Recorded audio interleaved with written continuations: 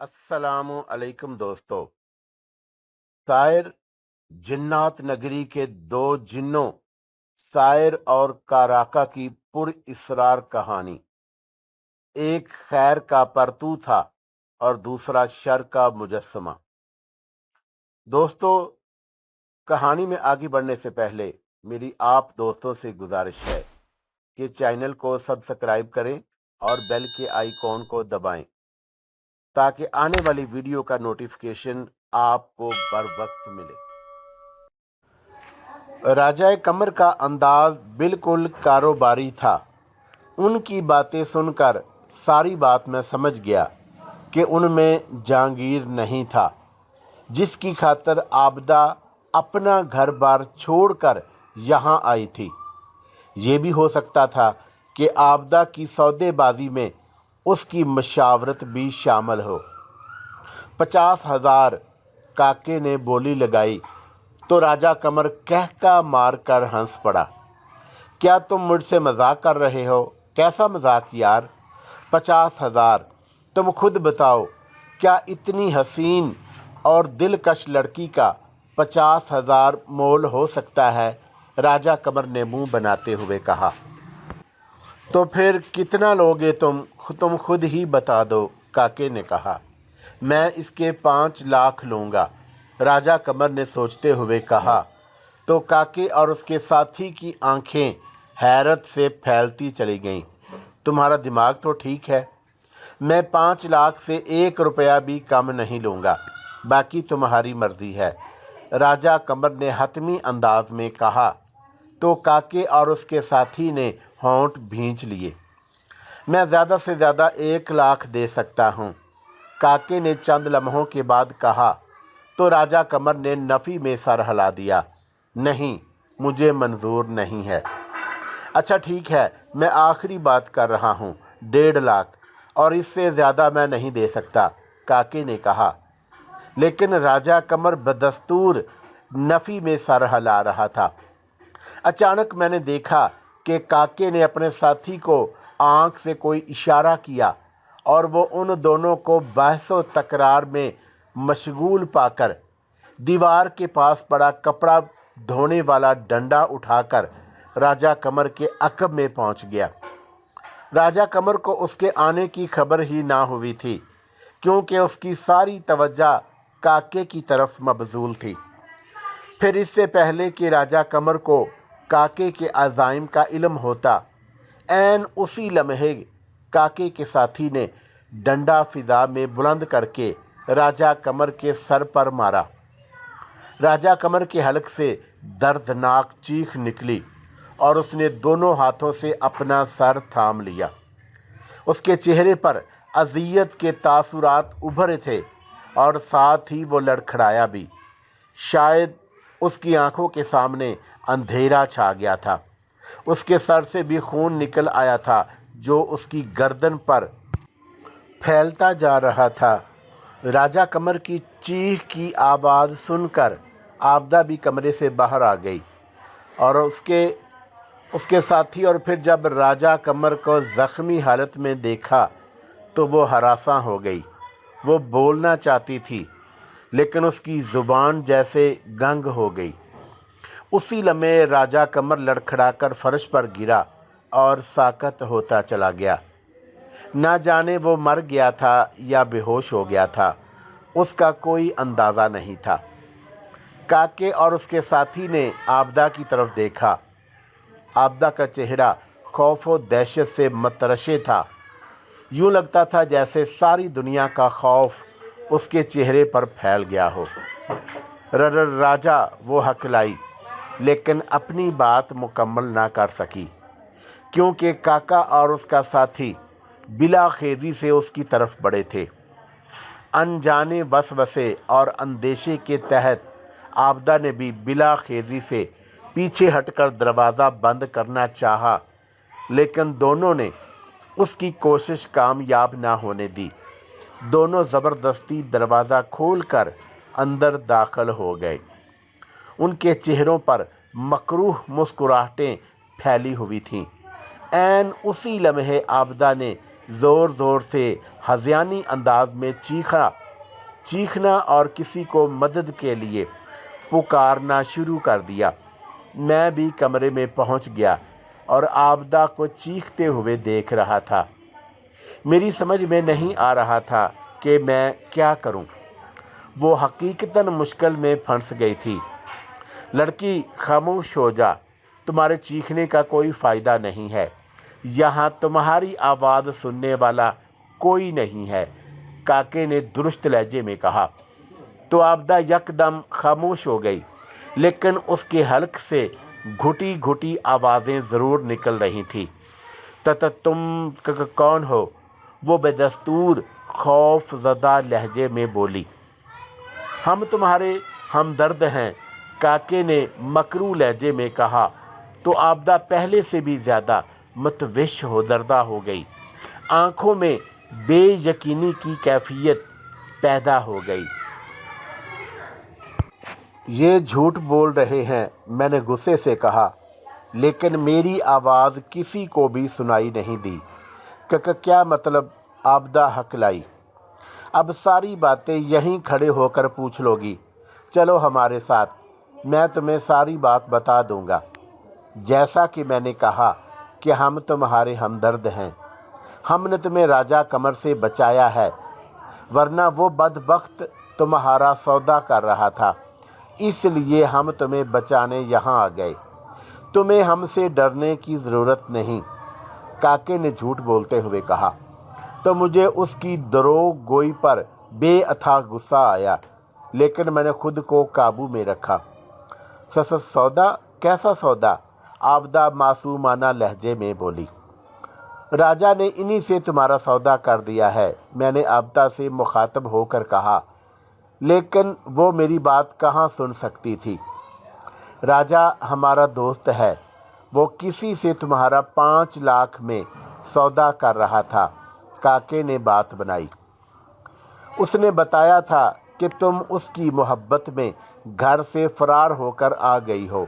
उसने कहा कि जो लड़की घर से फरार हो सकती है वो कैसे अच्छी हो सकती है। तुम उसे अच्छी नहीं लगती, इसलिए उसने तुम्हें फ़रोख्त करने का प्रोग्राम बनाया। जब मुझे उसके इरादों का इल्म हुआ तो मैं उसलू के साथ तुम्हें बचाने यहाँ आ गया। काके की बात सुनकर आबदा बेयकीनी से उसे देखने लगी। उसके चेहरे पर गहरे अस्तजाब के तासरात उभर आए थे। मैंने आबदा के चेहरे के तासरात का जायज़ा लिया तो मुझे महसूस हुआ कि वो किसी हद तक काके की बातों में आ गई है। क्या बकवास कर रहा था राजा, मैं तो उससे मोहब्बत नहीं करती, आबदा ने दुरुस्त लहजे में कहा। वो झूठ बोल रहा था। वो तो यही कह रहा था, काकी ने कहा। मुझे क्या पता कि वो झूठ बोल रहा था या सच। उसने बकवास की है, मैं तो जहांगीर। वो कहते कहते रुक सी गई। काका और उसका साथी उसलो बे-इख्तियार चौंक पड़े। अपनी बात मुकम्मल करो, काके ने कहा। कुछ नहीं, चलो हमारे साथ। मैं तुम्हारे साथ नहीं जाऊंगी। क्यों? काका चौंका। मैं तुम दोनों को नहीं जानती, आबदा ने कहा। हो सकता है कि तुम मुझसे झूठ बोल रहे हो। और लड़की, हम झूठ नहीं बोल रहे, काका दुरुस्त लहजे में बोला। चलो हमारे साथ।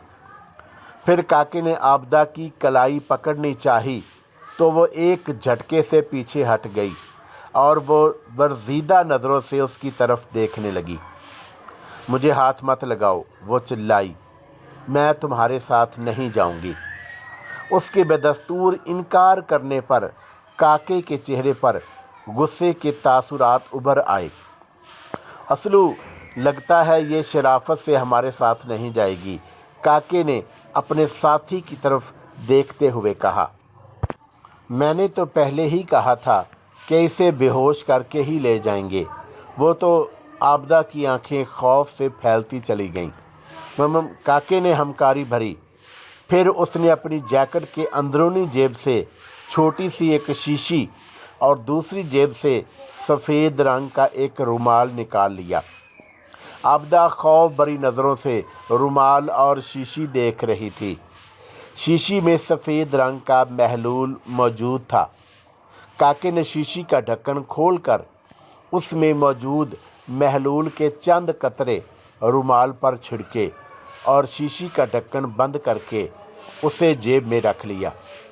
इसे काबू करो, काके ने असलू से कहा तो असलू आबदा की तरफ बढ़ा और आबदा मतवेश ज़दा होकर उल्टे कदमों पीछे हटी। वो खुद को बचाना चाहती थी, लेकिन असलू ने आबदा की कलाई पकड़कर उसे काबू कर लिया। असलू का आबदा की कलाई पकड़ना मुझे बेहद बुरा लगा। यही वजह थी कि गुस्से से मेरा बुरा हाल हो गया था। उसी लम्हे मेरे दिमाग में ख्याल आया कि आबदा को बचाने के लिए मुझे कुछ करना होगा। ये ख्याल आते ही मैंने एक जिस्त लगाई और आबदा के अकब में जाकर खड़ा हो गया। मैं आबदा पर अपना साया करना चाहता था ताकि मैं उसे काके और असलू के चुंगल से बचा सकूं।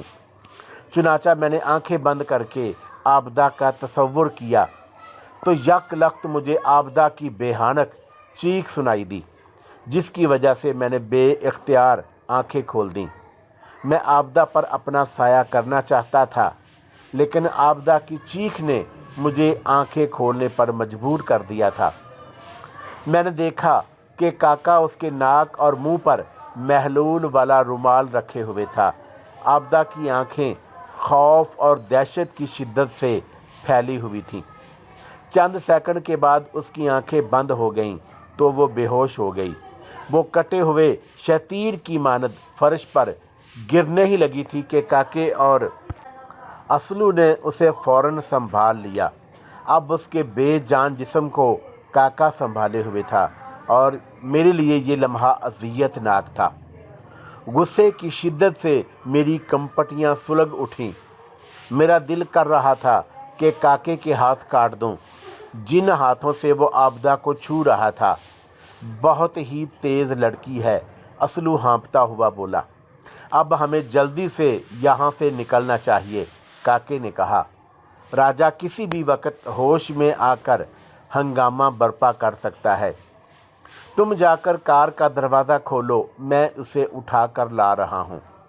असलू बाहर चला गया, जबकि काके ने आबदा को उठाकर अपने कंधे पर डाला और फिर मुड़कर दरवाजे की तरफ बढ़ गया। मैं चंद लम्हे देखता रहा और फिर मैंने आंखें बंद करके आबदा का तसव्वुर किया और फिर एक झमाके से मैं उस पर हावी हो गया। अब वो मेरे कंट्रोल में आ गई थी।